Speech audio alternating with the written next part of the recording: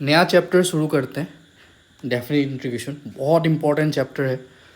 देखा जाए तो जेई मेंस में इससे हर साल क्वेश्चन आता है। जेई में आपका एक क्वेश्चन तो फिक्स आएगा ही आएगा, एंड जेई एडवांस में भी इससे क्वेश्चन बनता है। और ये चैप्टर आपको बाकी दो चैप्टर्स में भी हेल्प करेंगे। जो आगे चैप्टर्स है area under the curve, and दूसरा चैप्टर जो डिफरेंशियल इक्वेशन में भी थोड़ा बहुत यूज़ होता है। तो इस चैप्टर का इम्पोर्टेंस बहुत ज़्यादा है, एंड आई होप आप डेफिनेट इंटीग्रेशन से पहले इनडेफिनिट थोड़ा सा पढ़ लिया है। ये चैप्टर बिना इनडेफिनिट के होगा नहीं। सो स्टार्ट करते हैं। लेट मानते हैं कि एफ एक्स एक फंक्शन है जिसका integration g x plus c है। If f x is continuous in interval मान लो a comma b, then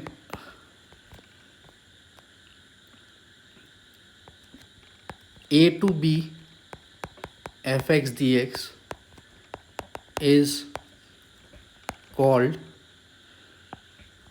definite integral. Definite integral of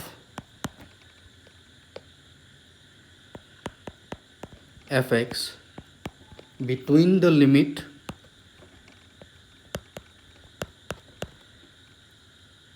a and b. ठीक है। a to b fx dx definite integration कहाँ से कहाँ हम use करेंगे? Limit a to b। पहला इंपॉर्टेंट पॉइंट है, फंक्शन को क्या होना पड़ेगा? कॉन्टिन्यूस होना पड़ेगा a to b। ठीक है। तो यहाँ पे आप देख सकते हो a to b fx dx, यहाँ पे कैपिटल F बोला है, मैंने g बोला था। जैसे integration fx dx equal to g x plus c है, तो a to b fx dx क्या होगा? g of b minus g of a। Definite integration में कोई कांस्टेंट नहीं रहेगा, पहली बात तो। और ये g of b minus g of a, अब जब आप लिमिट पुट करोगे इसके बाद ये एक फाइनाइट वैल्यू आएगा। ठीक है। और यहाँ पे जो a है, a आपका क्या है? लोअर लिमिट, और b आपका क्या है? Upper limit.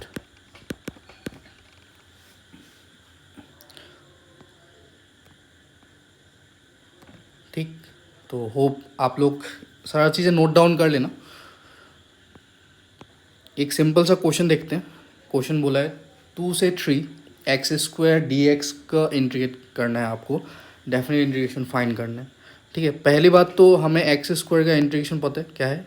X cube by 3। और आपका जो अपर लिमिट है वो क्या है? 3 दिया हुआ है, लोअर लिमिट 2 दिया हुआ है। तो हम क्या करेंगे?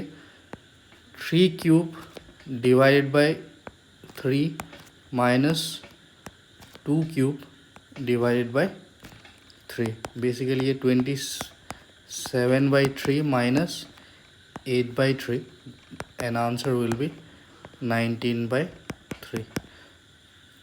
बहुत बेसिक से करेंगे हम लोग, हर चीज़ करेंगे। अब गलती हम कहाँ करते हैं? पहला गलती हम यही करते हैं कि जब आप लिमिट पुट करते हो एक्स क्यूब बाई 3 से 2, आप x की जगह ये कर देते हो 3 माइनस 2 क्यूब डिवाइड बाई 3। ये बहुत गलत है, ये नहीं करना है।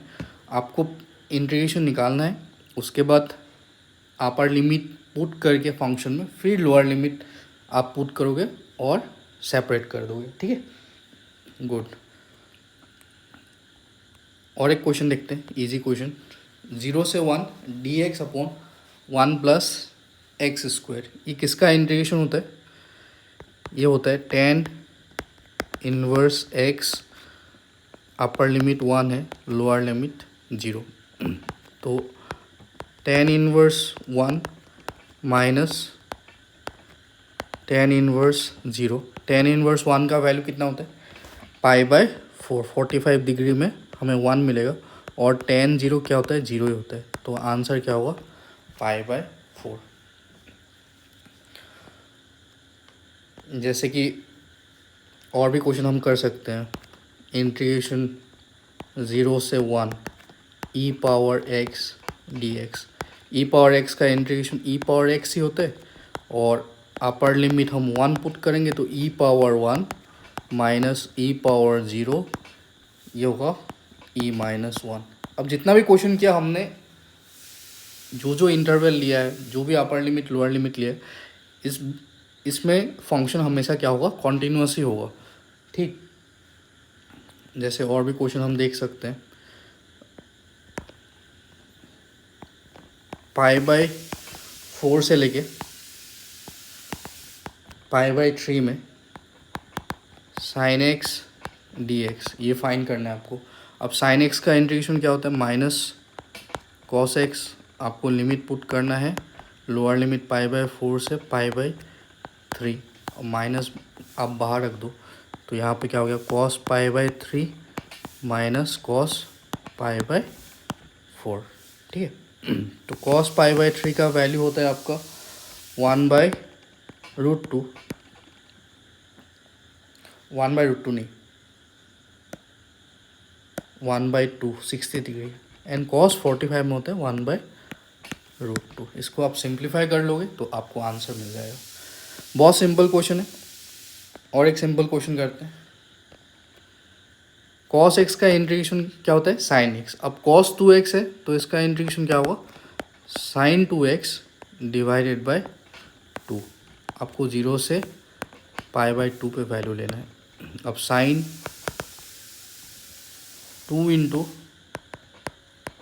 Pi by two minus sign two into zero by two. अब साइन पाई हो जाएगा, यहाँ पे साइन पाई बाय टू हो जाएगा, और ये वैल्यू तो साइन ज़ीरो ज़ीरो ही होता है और साइन पाई का वैल्यू भी क्या होता है? ज़ीरो। तो इस पर्टिकुलर जगह पे डेफिनेट इंटीग्रेशन क्या मिलेगा हमको? ज़ीरो मिलेगा।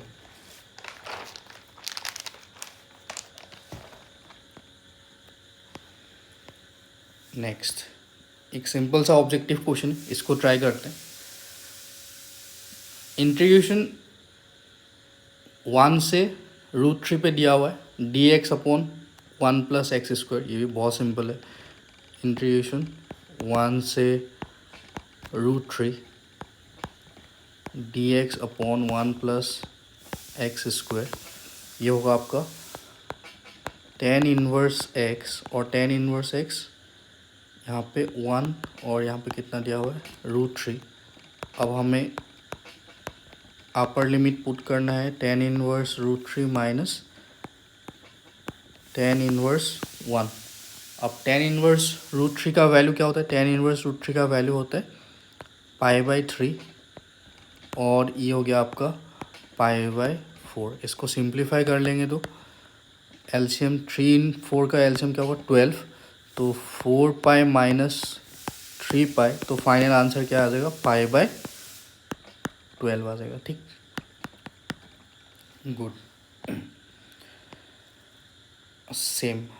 अब यहाँ पे जो क्वेश्चन नेक्स्ट क्वेश्चन आ रहा है, इस पे हमें ध्यान देना है, क्योंकि अब हम लोग यूज़ करेंगे सब्स्टिट्यूशन।